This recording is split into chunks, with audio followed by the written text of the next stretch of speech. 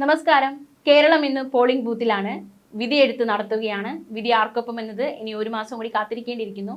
എന്തായാലും കഴിഞ്ഞ ദിവസം, അതായത് കേരളം പോളിംഗ് ബൂത്തിലേക്ക് പോകാൻ മണിക്കൂറുകൾ മാത്രം ബാക്കി നിൽക്കെ രാഹുൽ മാങ്കൂട്ടത്തിൽ MLA കേരളീയരോട് ഒരു കാര്യം പറഞ്ഞിരിക്കുകയാണ്. അതായത് സർക്കാരിൻ്റെ വീഴ്ചകൾ എണ്ണി പറഞ്ഞുകൊണ്ട് നിങ്ങൾ പോളിംഗ് ബൂത്തിലേക്ക് പോകുമ്പോൾ ഇക്കാര്യങ്ങൾ കൂടി ശ്രദ്ധിക്കണമെന്ന് പറഞ്ഞുകൊണ്ട് ഒരു ഫേസ്ബുക്ക് വീഡിയോ പങ്കുവച്ചിരിക്കുകയാണ്.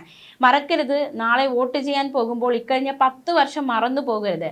ആ കൊള്ളരുതായ്മയുടെ ഒരു റീക്യാപ്പ് എന്ന രീതിയിലാണ് ഓരോ സംഭവങ്ങളും എണ്ണി പറഞ്ഞുകൊണ്ട് രാഹുൽ മാങ്കൂട്ടത്തിൽ സർക്കാരിനെതിരെ വിമർശനം ഉന്നയിച്ചിരിക്കുന്നത്.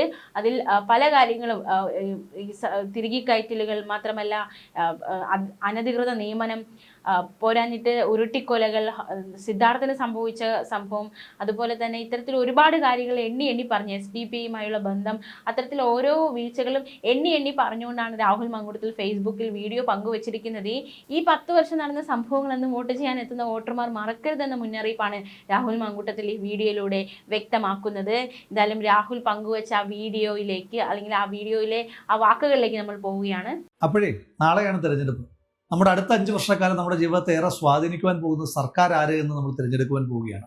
അങ്ങനെയുള്ളപ്പോൾ കഴിഞ്ഞ 10 വർഷക്കാലം നമ്മളെ ദ്രോഹിച്ച സർക്കാരിന്റെ കെടുതികൾ നമുക്കൊന്ന് ഓർത്തെടുക്കണ്ടേ?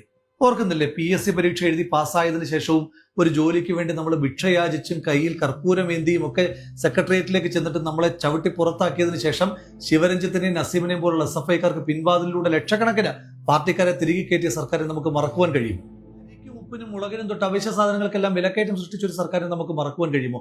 കേന്ദ്ര സർക്കാർ പെട്രോളിന്റെയും ഡീസലിന്റെയും പേരിൽ നടത്തുന്ന കൊള്ള കൂടാതെ ഇവിടുത്തെ സംസ്ഥാന ടാക്സിന്റെ പേരിലുള്ള എക്സ്ട്രാ കൊള്ളയും അതുകൂടാതെയുള്ള സെസ് എന്ന പേരിൽ പെൻഷൻ കൊടുക്കുവാൻ എന്ന വ്യാജേന നടത്തിയ അധിക കൊള്ളയും നമുക്ക് മറക്കുവാൻ കഴിയുമോ? എന്നിട്ട് പാവപ്പെട്ട പെൻഷൻ ബെനിഫിഷ്യറീസിന് പെൻഷൻ കൊടുത്തിട്ടുണ്ടോ? ഇല്ല. KSRTC ജീവനക്കാർക്ക് ശമ്പളം കൊടുത്തിട്ടുണ്ടോ? ഇല്ല. KSRTC ജീവനക്കാർക്ക് പെൻഷൻ കൊടുത്തോ? ഇല്ല. KSRTC കട്ടപ്പുറത്താക്കില്ലേ ആക്കി. അരിപ്പടി കൊണ്ട് നിർമ്മിച്ച സ്കൂളുകൾ ഇടിഞ്ഞു വീഴുന്ന കാഴ്ച നമ്മൾ കണ്ടു. ആ സ്കൂളുകളെ കേരളത്തിന്റെ ലഹരി മാഫിയ കയ്യേറുന്ന കാഴ്ച നമ്മൾ കണ്ടു. അതിനെ പ്രതിരോധിക്കാൻ കഴിയാത്ത പോലീസിന്റെ നിസ്സഹായാവസ്ഥ നമ്മൾ കണ്ടു. ആ പോലീസ് റോഡിലേക്ക് ഇറങ്ങുമ്പോൾ ഹെൽമറ്റ് വെക്കാതെ പോകുന്ന ചെറുപ്പക്കാരെ ലാത്തിക്കെറിഞ്ഞ് വീഴ്ത്തുന്ന കാഴ്ചയെ നമ്മൾ കണ്ടിട്ടുണ്ട്. പോലീസ് സ്റ്റേഷനിലേക്ക് പോയ വരാപ്പുഴയിലെ ശ്രീജിത്തിനെ, നെടുങ്കണ്ടത്തെ രാജ്കുമാറിനെ ഉരുട്ടിക്കൊന്ന പോലീസിനെ നമ്മൾ കണ്ടു. മൊബൈൽ മോഷ്ടിച്ചു എന്ന വ്യാജന ഒരു പിഞ്ചു കുഞ്ഞെ അപമാനിച്ച പിങ്ക് പോലീസിന്റെ ക്രൂരതയെ നമ്മൾ കണ്ടു. നക്സൽ വേട്ടയുടെ പേര് പറഞ്ഞ് പാവപ്പെട്ട ആദിവാസികൾക്ക് നേരെ നടത്തിയ പോലീസുകാരുടെ ക്രൂരമായ ലാത്തി ചാർജും അതുപോലെ തന്നെയുള്ള എൻകൗണ്ടറുകളും കേരളം സാക്ഷ്യം വഹിച്ചു. വർഗീയത പറയുന്നവരെ ഒപ്പം കൂട്ടി യാത്ര ചെയ്യുന്ന മുഖ്യമന്ത്രി തന്നെ ഒരു വർഗീയവാദിയായി മാറുന്ന കാഴ്ചയെ നമ്മൾ കണ്ടു. സ്ത്രീ സുരക്ഷയെ PR-ന് വേണ്ടിയിട്ടും രാഷ്ട്രീയ എതിരാളികളെ വേട്ടയാടുവാനും വേണ്ടി മാത്രം ഉപയോഗിക്കുകയും യഥാർത്ഥ സ്ത്രീ സുരക്ഷ നടപ്പിലാക്കാതിരിക്കുകയും ചെയ്ത സർക്കാർ. പകലന്തിയോളം പണിയെടുക്കുന്ന പാവപ്പെട്ട ആശാവർക്കർക്ക്, അംഗനവാടി ജീവനക്കാർക്ക് മിനിമം ശമ്പളം പോലും കൊടുക്കാതെ അവരെ സെക്രട്ടേറിയറ്റിലേക്ക് സമരത്തിന് വർഷങ്ങളോളം പറഞ്ഞുവിട്ട സർക്കാർ. ഒരുപാട് സ്വപ്നങ്ങളുമായി പഠിക്കുവാനായി ചുരം കയറി ചെന്ന സിദ്ധാർത്ഥനെ ഉരുട്ടിക്കൊന്ന SFIക്കാരന്റെ ഇടിമുറികളെ പറ്റി നമുക്ക് മറക്കുവാൻ കഴിയും. വിക്ടോറിയ കോളേജിലെ പ്രിൻസിപ്പലിന് ശവമഞ്ചം ഒരുക്കുകയും മഹാരാജാസ് കോളേജിലെ പ്രിൻസിപ്പലിന്റെ കസേര കത്തുകയും ചെയ്ത SFIക്കാരന്റെ ഗുരുതെന്ന് നമുക്ക് മറക്കുവാൻ കഴിയും. തെരഞ്ഞെടുപ്പിൽ പരാജയപ്പെടുമ്പോൾ ബാലറ്റ് വിഴുങ്ങുന്ന SFIക്കാരെ നമുക്ക് മറക്കുവാൻ കഴിയും. പാവപ്പെട്ടവന് ലൈഫിലൂടെ വീട് നൽകാതിരിക്കുകയും മുഖ്യമന്ത്രിയുടെ കാര്യത്തൊഴുത്തിന് ക്ലിഫ് ഹൗസിൽ 42 ലക്ഷം രൂപ അനുവദിക്കുകയും ചെയ്ത സർക്കാരിന്റെ ദൂർത്ത് മിരട്ടത്താപം നമുക്ക് മറക്കുവാൻ കഴിയും. പാർട്ടി അനുഭാവി ആയിരുന്നിട്ട് കൂടി ADM നവീൻ ബാബുവിനെ ക്രൂരമായി അധിക്ഷേപിച്ച് കൊലപ്പെടുത്തിയ CPM നേതൃത്വത്തെ നമുക്ക് മറക്കുവാൻ കഴിയും. CPMകാർ സമരം ചെയ്ത് പൂട്ടിച്ച കേരളത്തിലെ വ്യവസായ സ്ഥാപനങ്ങളെ പറ്റി നമുക്ക് മറക്കുവാൻ കഴിയുമോ? ആന്തൂർ സാജനെ കൊന്നതിന് ശേഷം ആ സാജന്റെ ഭാര്യയെ പോലും അധിക്ഷേപിച്ച് നമുക്ക് മറക്കുവാൻ കഴിയും. ശരത് ലാലിനെയും കൃപേഷിനെയും ഷുഹൈബിനെയും അരിയിൽ ഷുക്കൂറിനെയും കൊന്നൊടുക്കിയ CPMന്റെ നരാധമ രാഷ്ട്രീയത്തെ നമുക്ക് മറക്കുവാൻ കഴിയും. അഭിമന്യുവിനെ മറന്ന് SDP-യുമായിട്ട് കൂട്ടുകൂടുകയും ധനരാജനെ മറന്ന് RSSുമായി കൂട്ടുകൂടുകയും ചെയ്ത CPMന്റെ വർഗീയ രാഷ്ട്രീയ പ്രീണനത്തെ നമുക്ക് മറക്കുവാൻ കഴിയും. 2016 കേരളത്തിന്റെ ആകെ കടം 1,60,000 നിന്ന് 2026 ആകുമ്പോഴത്തേക്ക് 4,60,000 വർദ്ധിപ്പിച്ച് കേരളത്തെ കടക്കണിയിലേക്ക് തള്ളിവിട്ട കേരള സർക്കാരിന്റെ സാമ്പത്തിക ദൂരത്തിനെ പറ്റി നമുക്ക് മറക്കുവാൻ കഴിയും.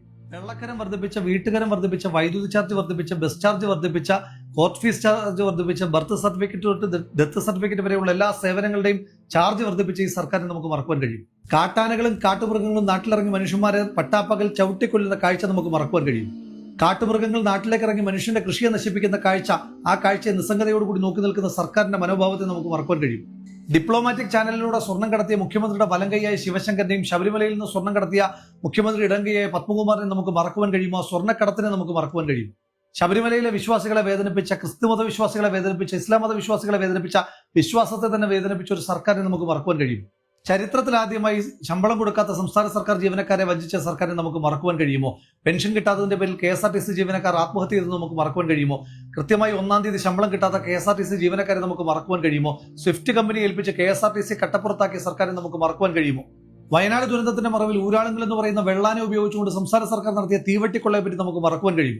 ശസ്ത്രക്രിയയ്ക്ക് ശേഷം വയറ്റിൽ നിന്ന് കത്രിക എടുക്കുവാൻ മറന്നതും കൂട്ടിരിക്കുവാൻ പോയ ബൈസ്റ്റാൻഡർ കെട്ടിടമിടിഞ്ഞു വീണ് മരിച്ചതും ആശുപത്രിയിൽ ചികിത്സിച്ചുകൊണ്ടിരുന്ന ഡോക്ടറെ ആരോ വന്ന് കുത്തിക്കൊന്നതും ആരോഗ്യവകുപ്പിന്റെ ഏറ്റവും വലിയ നട്ടലായ നഴ്സുമാർ സ്ഥിരമായി സമരം ശമ്പളത്തിന് വേണ്ടി ചെയ്യേണ്ടി വരുന്നതുമൊക്കെ ആരോഗ്യ മേഖലയിലെ സ്ഥിരം കാഴ്ചയായി മാറുകയാണ്. മരുന്നില്ലാത്ത മെഡിക്കൽ കോളേജും ശസ്ത്രക്രിയ മുടങ്ങിയ ICUവും എല്ലാം നമ്മുടെ നാട്ടിലെ സ്ഥിരം കാഴ്ചകളായി മാറുമ്പോൾ ആരോഗ്യവകുപ്പ് എന്ത് ചെയ്തു എന്ന കാഴ്ച നമ്മൾ ഓർക്കണ്ടേ? ഇന്ത്യയിൽ ഏറ്റവും അധികം ആളുകൾക്ക് കോവിഡ് ബാധിച്ച സംസ്ഥാനമാക്കി കേരളത്തെ മാറ്റിയ, ഇന്ത്യയിൽ ഏറ്റവും അധികം ആളുകൾ കോവിഡ് ബാധിച്ച് മരിച്ച സംസ്ഥാനമാക്കി കേരളത്തെ മാറ്റിയ, ഇന്ത്യയിൽ ഏറ്റവും അധികം കോവിഡ് ഡെത്തുകൾ മറച്ചുപിടിച്ച സംസ്ഥാനമാക്കി കേരളത്തെ മാറ്റുമ്പോഴും കോവിഡിന്റെ മറവിൽ നടത്തിയ കോടിക്കണക്കിന് രൂപയുടെ കൊള്ള നമുക്ക് മറക്കുവാൻ കഴിയും. ബ്രൂവറി ഡിസ്റ്റിലറി അഴിമതി ഉൾപ്പെടെ സ്പ്രിംഗ്ലർ അഴിമതി ഉൾപ്പെടെയുള്ള കോടിക്കണക്കിന് രൂപയുടെ അഴിമതികൾ നമുക്ക് മറക്കുവാൻ കഴിയുമോ? കേരളത്തിനെ ടൂറിസം മാപ്പിൽ പുതിയൊരിടം കണ്ടെത്തുമെന്ന് പറഞ്ഞിട്ട് ലോക ഭൂപടത്തിൽ നിന്ന് കേരളത്തെ ഒഴിവാക്കിച്ച് ഈ സർക്കാരിന്റെ കെടുതികളെ നമുക്ക് മറക്കുവാൻ കഴിയും. ഡാം തുറന്നുവിട്ട് കേരളത്തെ പ്രളയത്തിൽ മുക്കി കൊല്ലുവാൻ ശ്രമിച്ച സർക്കാരിനെ നമുക്ക് മറക്കുവാൻ കഴിയും. കേരളത്തിലെ സ്കൂൾ കായിക താരങ്ങൾക്ക് അവശ്യ സൗകര്യങ്ങൾ ചെയ്യാത്തത് തൊട്ട് കായിക പ്രതിഭകളെ ആകെ മെസ്സിയെ കൊണ്ടുവരാമെന്ന് പറഞ്ഞ് പറ്റിച്ചത് അടക്കമുള്ള സംസ്ഥാന സർക്കാരിന്റെ കായിക മേഖലയോടുള്ള അവഗണന നമുക്ക് മറക്കുവാൻ കഴിയും. വിലക്കയറ്റം നിയന്ത്രിക്കുവാൻ കഴിയാത്ത, സബ്സിഡി സാധനങ്ങൾ സപ്ലൈകോയിലേക്ക് എത്തിക്കുവാൻ കഴിയാത്ത സപ്ലൈകോ വകുപ്പിനെ നമുക്ക് മറക്കുവാൻ കഴിയും. കേരളത്തിലെ റെയിൽവേ ട്രാക്കുകളുടെ വളവൊന്ന് നിവർത്തുവാൻ പോലും സാമ്പത്തികമോ സൗകര്യമോ ഇല്ലാത്തൊരു സർക്കാർ, കേരളത്തിന് ഒരിക്കലും പാരിസ്ഥിതികമായി അനുകൂലമല്ലാത്ത വരാൻ കഴിയാത്തൊരു കേരളിന്റെ പേരിൽ അടുക്കളയിലെ അടുപ്പിൽ വരെ പോയി മഞ്ഞക്കല്ല് സ്ഥാപിച്ചതും ആ മഞ്ഞക്കല്ലിന്റെ പേരിൽ പാവപ്പെട്ട സ്ത്രീകളെ അടക്കം റോഡിലൂടെ വലിച്ചഴിച്ചതുമായിട്ടുള്ള ക്രൂരതകൾ നമുക്ക് മറക്കുവാൻ കഴിയും. ഫോണും AI ക്യാമറകളും തൊട്ടുള്ള പരിഷ്കാരങ്ങളുടെ പിന്നിൽ നടത്തിയ അഴിമതി നമുക്ക് മറക്കുവാൻ കഴിയും. ഉമ്മൻചാണ്ടി സാറിന്റെ കാലത്ത് കൊണ്ടുവന്ന കൊച്ചി മെട്രോയും വിഴിഞ്ഞം അന്താരാഷ്ട്ര ടെർമിനലും കണ്ണൂർ വിമാനത്താവളവും സ്മാർട്ട് സിറ്റിയും അടക്കമുള്ള വമ്പൻ പദ്ധതികൾ ഉദ്ഘാടനം ചെയ്തുവെന്നല്ലാതെ ഈ സർക്കാരിന്റെ കാലത്തായി ഒരൊറ്റ വലിയ പദ്ധതി പോലും കൊണ്ടുവരാൻ കഴിയാതെ കേരളത്തിന്റെ ഭാവിയെ ഇരുട്ടിലാക്കി മാറ്റിയ സർക്കാരിനെ നമുക്ക് മറക്കുവാൻ കഴിയും. 10 കൊല്ലക്കാലം കൊണ്ട് ഈ നാടിനെ കുളം തോണ്ടിയ ഒരു കൊള്ളരുതാത്ത സർക്കാരിന്റെ കൊള്ളയെപ്പറ്റി പറയാൻ പോയാൽ ഇനിയും ദിവസങ്ങൾ ഒരുപാട് വേണ്ടിവരും. നമുക്ക് അത്രയും സമയമില്ല. ആ കൊള്ളരുതാത്ത സർക്കാരിനെതിരായിട്ടൊന്ന് സമരം ചെയ്ത സമരക്കാരെ തലക്കടിച്ച് കൊലപ്പെടുത്തുവാൻ ശ്രമിച്ച ഡിവൈഎഫ്ഐയുടെയും പോലീസിന്റെയും ഗുണ്ടകളോട് അത് ജീവൻ രക്ഷാ സേനയാണെന്ന് പറഞ്ഞ കേരള ചരിത്രത്തിലെ ഏറ്റവും ജനാധിപത്യ വിരുദ്ധനായ, ഏറ്റവും ക്രൂരനായ, ഏറ്റവും അധികം കള്ളങ്ങൾ പറയുന്ന, ഏറ്റവും അധികം കൊള്ളയ്ക്ക് കൂട്ടുനിന്നിട്ടുള്ള ഒരു മുഖ്യമന്ത്രിയാണ് ശ്രീ പിണറായി വിജയൻ. ആ പിണറായി വിജയനെ താഴെ ഇറക്കുവാൻ കിട്ടുന്ന സുവർണാവസരമാണ് നാളെ നമ്മുടെ ഓരോരുത്തരുടെയും കയ്യിലേക്ക് വന്നു ചേരുന്നത്. വോട്ട് ഓർമ്മയാണ്, ഓർമ്മപ്പെടുത്തലാണ്. ഓർമ്മ കഴിഞ്ഞ 10 വർഷക്കാലം ഈ സർക്കാർ നമ്മളെ എങ്ങനെയെല്ലാം ദ്രോഹിച്ചു എന്നുള്ളതായിരിക്കണം.